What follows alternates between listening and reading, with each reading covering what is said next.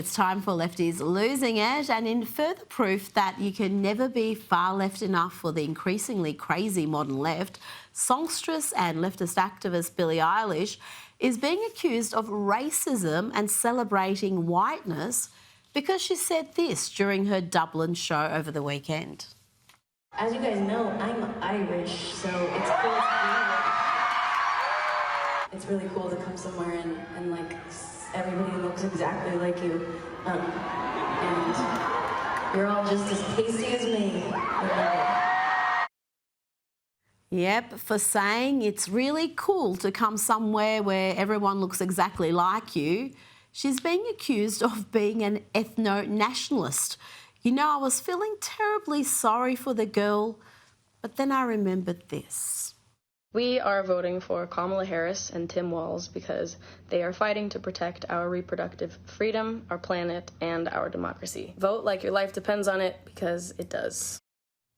Yep, you pander to the crazy, Billy. Don't be surprised when the crazy come for you. And that's a lesson actress Sydney Sweeney is learning the hard way. You see, the predictably lefty Hollywood type is now being called a Nazi promoting white supremacist because of this ad for clothing brand American Eagle.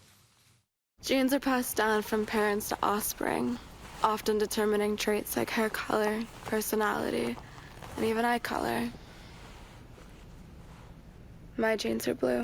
Sydney Sweeney has very genes. Yep, that's it. That's the so-called racist dog whistle heralding in a new era of white supremacy, if the crazy progressives are to be believed. And the meltdown is frankly too big to fully detail in this segment. Hundreds, if not thousands, of enraged videos online posted in response to that ad. And there are plenty of articles on this too, including this from MSNBC saying Sydney Sweeney's ad shows an unbridled cultural shift towards whiteness. Advertisements are always mirrors of society, and sometimes what they reflect is ugly and startling. And the calls for boycotts have already started. Don't forget to boycott American Eagle for their racist online, talking about blue jeans and white people. Boycott American Eagle. Boycott the out of them. Boycott American Eagle. Do not buy them. And cancel this person, Ms. Sweeney. Cancel for her being racist, for doing Nazi propaganda. Cancel American Eagle. Now, this next woman was reduced to tears by the ad. And I don't know why. Maybe because it's just so blatant.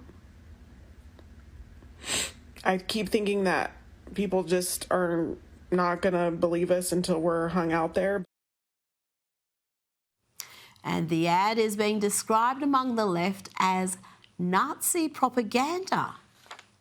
Those Sydney Sweeney American Eagle ads are weird, like fascist weird, like Nazi propaganda weird. My body's composition is determined by my genes. Hey, eyes up here. Should we be surprised that a company whose name is literally American Eagle is making fascist propaganda like this? Probably not, but it's still really shocking. Like, a blonde-haired, blue-eyed white woman is talking about her good genes. Like, that is Nazi propaganda. Oh, what can you say? Apparently this ad is so grotesquely racist that it's going to end up in the history books.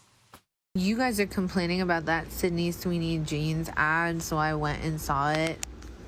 That's Nazi propaganda. Wow. I thought it was gonna be like kind of bad. That's gonna be in history books. And now even the celebs are joining in the pile-on. Here is Doja Cat mocking Sydney Sweeney. Genes are passed down from parents to offspring, often determining traits like hair color, personality, and even eye color. My genes are blue. And let's check in with Democrat Cory Booker having an almighty meltdown on the Senate floor. It was a wide-ranging meltdown. He even accused fellow Democrats of bowing to President Donald Trump.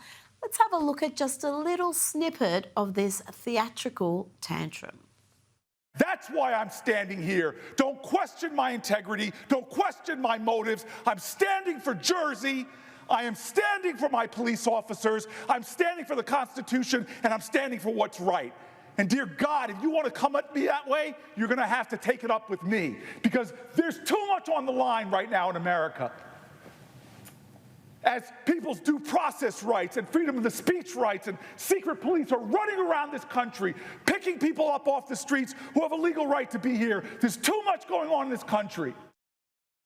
Joining me now is documentary filmmaker and commentator Ami Horowitz. Ami, Cory really cares about his city and his police officers, he says there, but his antics there actually delayed a bipartisan police funding package. Yeah, crazy-eyed Booker strikes again. By the way, looks like he put in a couple of LBs since the last time I saw him. Look, his grandstanding is so exhausting. Cory, fetch ain't gonna happen. You know, one thing I learned in life, Rita, is that the ladies don't like thirsty. And he just comes across as so thirsty. He wants it so badly. Look, he said, don't question my motives. Okay, fine. Let's assume that he's for real. This is not grandstanding. This is a real deal. In that case, he's emblematic of the problems of the Democratic Party. He's standing against a bill that helps with policing and immigration, right? Look, bro, have you seen the polls recently? The Democrats have a 63% unfavorable rating. That is the lowest or the highest unfavorable they've had in 30 years, okay? This is why they lost the election. Trump's biggest problem poll-wise, the biggest headwinds he has is on trade. He's underwater on trade. You know what, Rita?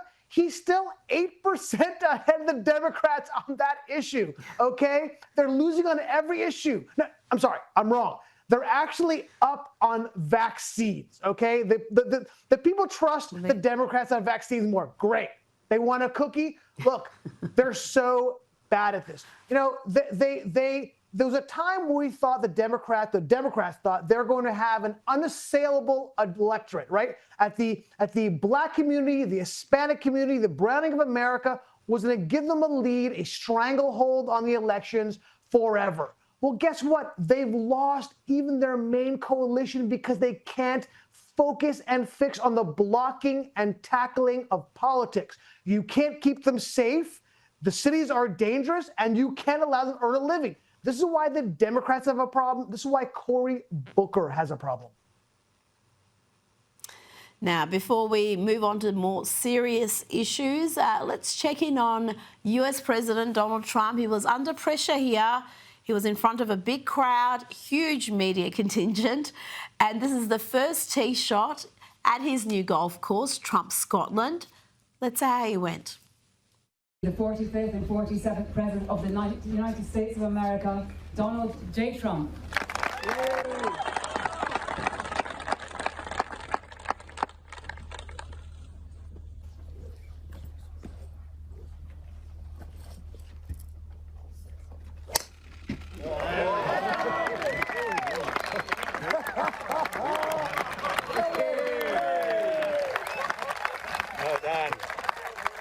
Well done, Mr. President. I understand that was the first tee shot at that course. I'm not a golfer, Army. I don't know much about it, but the golfers tell me that was a great shot, around 300 yards. He's 79 years old. I mean, we saw the last president, how age caught up with him, the cognitive decline. It doesn't seem to be an issue with this president, despite his advanced years. Look, in 1925, Bobby Jones, the great golfer, famously called on himself a one-stroke penalty, which threw him out of a first-place tie and ultimately led to him losing that U.S. Open. Look, do I think President Trump has a 2 handicap like he says? No. I mean, I'll tell you a little secret. Everyone cheats a little bit on golf, okay? But he's 80 years old. If I can golf like he does now, as he at 80 years old, I'll take it, okay? Look, I remember I was laughing during the 2016 presidential Republican debates when he kept saying low energy Jeb. It's like, what a dumb line of attack. You know what? Oh my God, now I realize what he was talking about. The man at 80 years old is so high energy. He's able to accomplish so much in direct comparison to the person who preceded him. Joe Biden can't walk in a straight line. And look at President Trump hitting off the tee. I don't know if he hit 300 yards. 300 yards is a pretty significant hit, but it was a pretty good swing and a pretty good hit. I can't do that. Kudos to him. Yeah, I mean, it sounded pretty good. That's all I can say. I don't know much about golf. Now, let's get to a more serious issue. Let's look at Israeli Prime Minister Benjamin Netanyahu losing in the court of public opinion in America. Let's listen to this report from CNN. His net favorable rating. It is the lowest on record, according to Gallup, and they have records going all the way back since the 1990s. What are we talking about here? Well, in April of 2019, before, obviously, Israel in Gaza and the latest war that's been going on for a long time, Benjamin Netanyahu was on the positive side at plus 13 points. Look at where he is today, minus 23 points. My goodness gracious. You look at those under the age of 35, his net favorable rating at this point, get this, 53 points underwater. My God. And this, of course, has everything to do with Israel's actions in Gaza. The American people at this particular point not exactly liking what they're seeing, and they believe that Benjamin Netanyahu is in large part responsible. Army, how important is that? Israel obviously needs America's support, so public opinion in America is not an inconsequential issue. And when you look at those 18 to 34-year-old figures, minus 53%, is that something to be concerned about?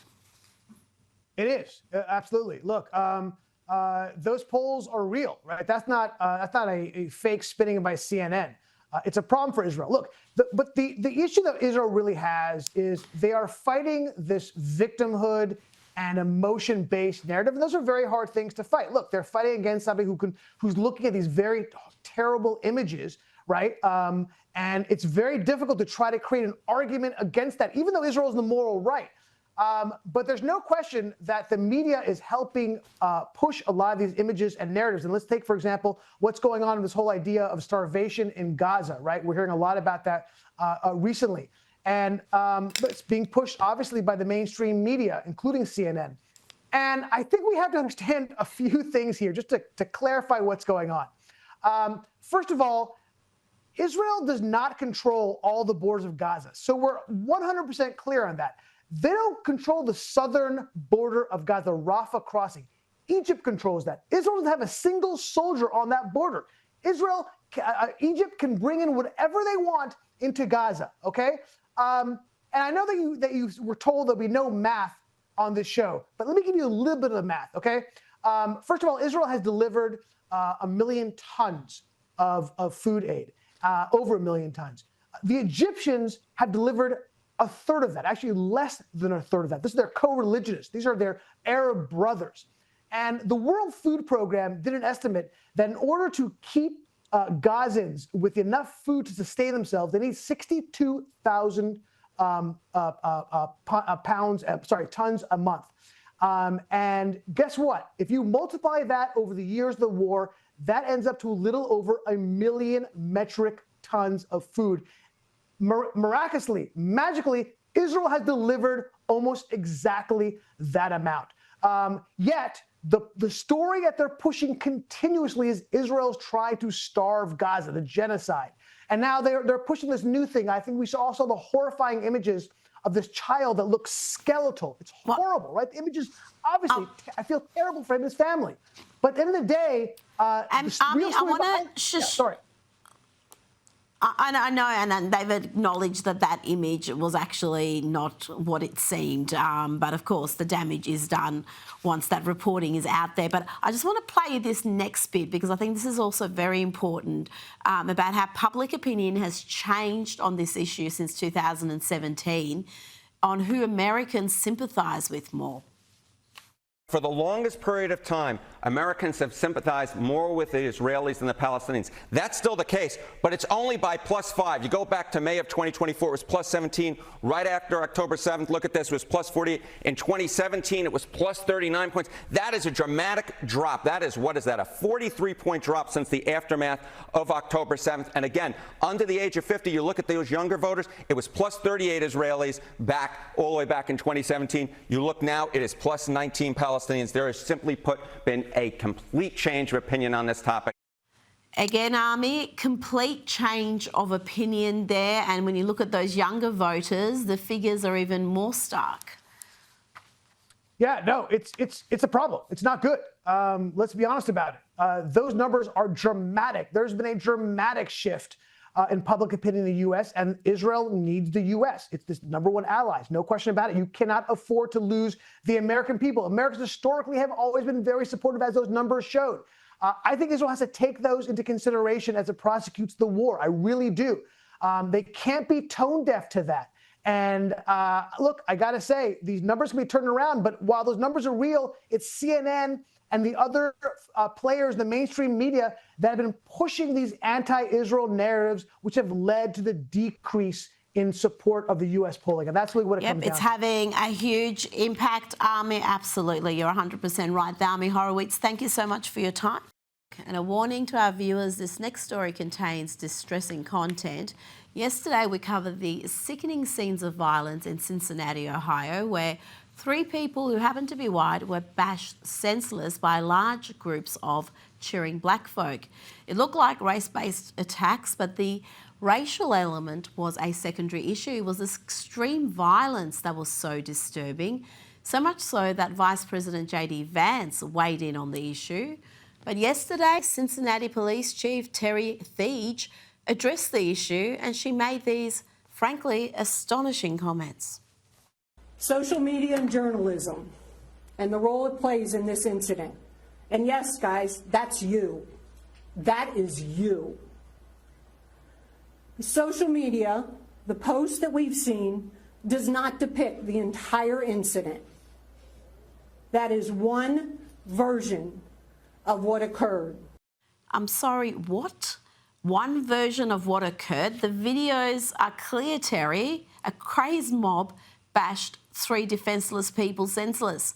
A woman who came to the defence of a man being bashed was sucker punched by a man, knocked out cold. Is there a version where that is acceptable? Joining me now is American Culture Project Senior Fellow and School Choice Advocate, Cory DeAngelis. Cory, what is the police chief on? She seems more upset by the footage going viral than the contents of that footage.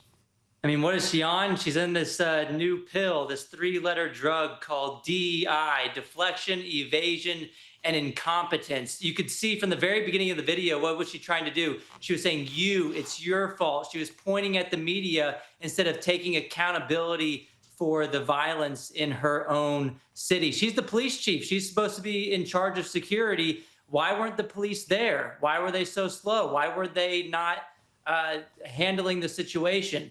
And then later on, the journalists pressed her on this press conference and said, hey, well, what was taken out of context? You know, what are we missing here? The police chief just continued to dodge and evade. And it just looks like she's trying to say, nothing to see here. It's not my fault. It's everybody else's fault. And so this is just embarrassing, to say the least, for that police chief. And this police chief is being sued at the moment by her own members. Several of them have claimed that they've been discriminated against because of their gender and their race. They're claiming they were bypassed for promotions in favour of minorities and female lieutenants. So it doesn't seem to be a happy workforce down in Cincinnati.